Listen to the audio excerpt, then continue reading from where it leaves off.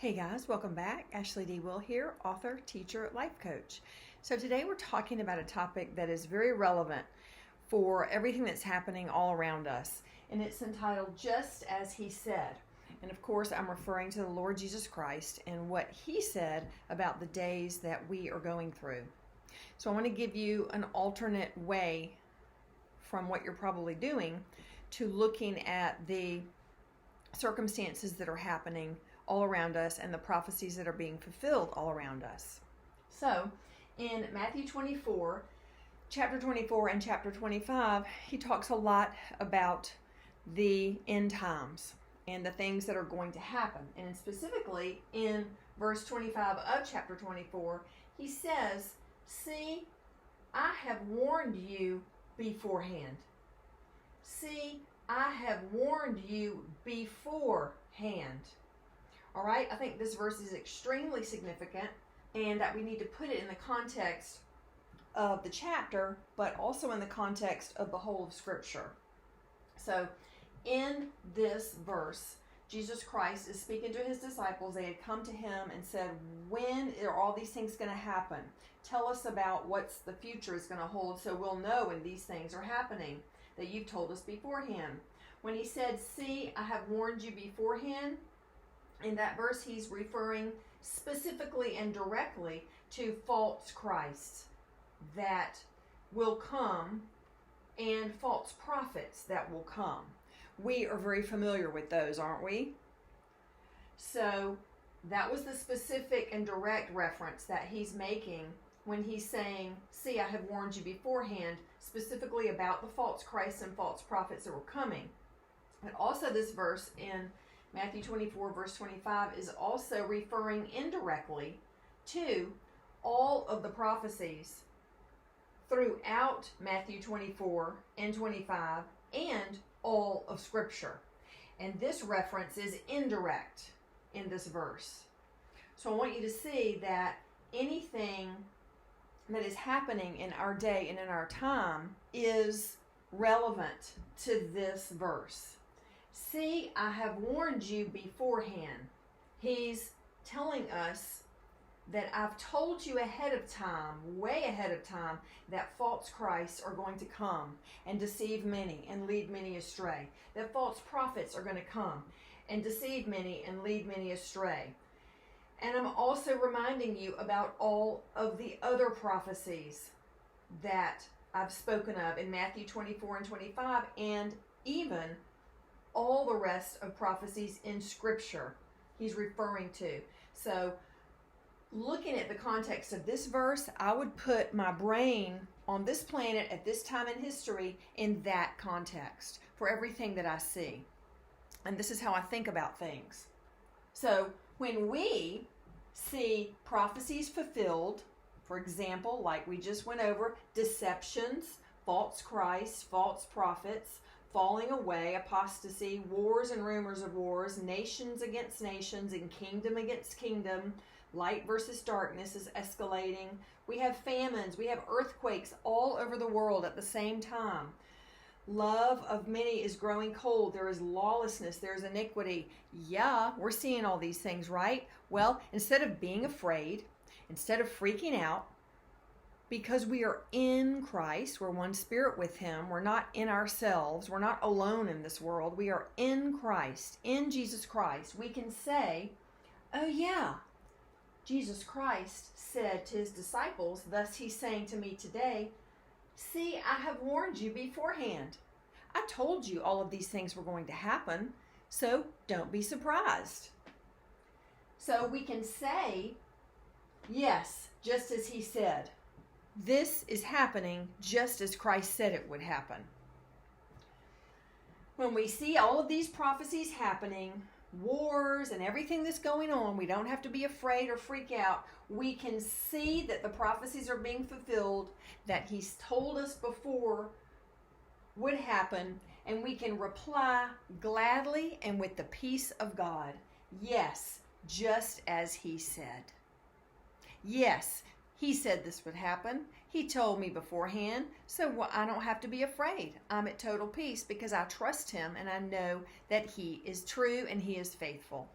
Another verse that relates to this topic is Matthew 24, verse 6, where he says specifically to his disciples then, and as a result, we can receive this today as his disciples, do not let these things trouble you or frighten you or destabilize you. That's a specific instruction for the things of today. Jesus Christ says, do not let these things trouble you or destabilize you or frighten you. Why? Because I told you beforehand they were going to happen. So abide in me.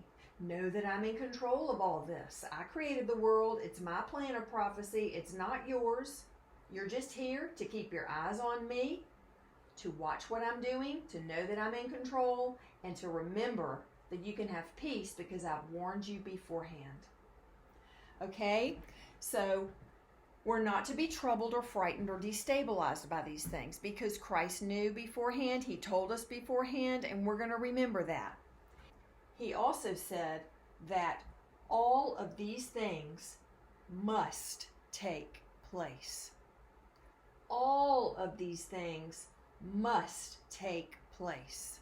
They must happen. It's a part of the plan. It's a part of God's good plan, so we must accept it. He is God, we are not. We are walking through a dimension that He created and that He put us in. So our faith is in Him. It is not in our circumstances. So we're not to be troubled about all of these. These things absolutely must take place. There's no question about it. And the end is not yet. In other words, this is just the beginning of the birth pangs. All right? So let's keep that in mind as things continue to happen on the world scene.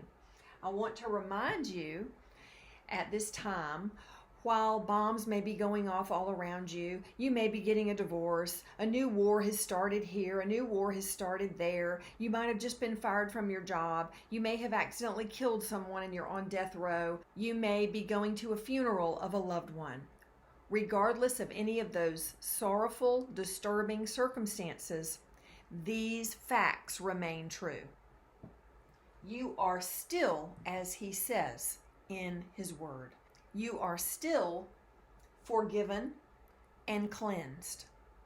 Hebrews 9:22. You are still raised from the dead. Romans 6:4. You are still the new incorruptible nature in Jesus Christ. 2 Corinthians 5:17 and verse 21. You are still the co-heir of Jesus Christ. Ephesians 2:6, and you are still seated with Christ in the heavenlies, Ephesians 2:6. So these things here remain true and unchanging because a true and unchanging God has arranged them and caused them to happen. And when He does something, He does it perfectly. So you are still, as He says, no matter who is at war, no matter what the circumstances are all around you, you remain the same in Christ. I want you to focus on Christ. Focus on the reality that He's purchased for you. Focus on who He has made you in the new nature, in the new kingdom, in the new birth. These are gifts from heaven. They are divine, and He wants us to partake of the divine nature. That means believe what I have done for you and walk in it. Walk as if it is true because it is. Okay? So let's just review. In Matthew 24, Jesus says, "See, I have warned you beforehand about all of these things." He's referring directly to false Christs and false prophets. He's referring indirectly to all of the prophecies in Matthew 24 and 25 and all of the prophecies throughout Scripture. So He's saying, see, I have warned you beforehand. So everything that you hear in the news, everything that you see happening all around you, hear His voice saying, see, I have warned you beforehand. See, I have warned you beforehand. See, I have warned you beforehand. That is what He is saying to us. All right? He wants that to be a calming statement that says, I'm in control. I've got this. What are you worried about? All right? when we see all of these prophecies being fulfilled all around us, we can say gladly and with peace in our hearts, yes, just as my God said. Just as he said. We're not to be troubled. We can pour out our hearts to the Lord. He says all of these things must take place. They're part of the plan. Accept it, and the end is not yet. Remember that in John 3:7, Jesus said in a like way, in a similar way, do not be surprised when I tell you that you must be born again. He's referring to the sheep and the goats and different other passages, but when he sends the goats to the left, they're going to be surprised because they didn't read or remember this verse. He says, do not be surprised when I tell you you have to be born again. You must be born again. The goats are not born again, and they are sent to the left to perish. It's a similar type of statement. See, I have warned you beforehand. Okay, so the point of this is know that God is in control. Know that he has planned all of this out perfectly, and it is all taking place to the exact letter, to the second, to the millisecond, as he has prophesied. So we can say yes, just as he said, for everything we see that may disturb people all around us, that may confuse people all around us. We can know in our hearts, this is God's plan, and I'm not afraid, I'm not troubled, I'm not destabilized, because he told me beforehand. And I believed him, and I trust in him, and I know that he is good.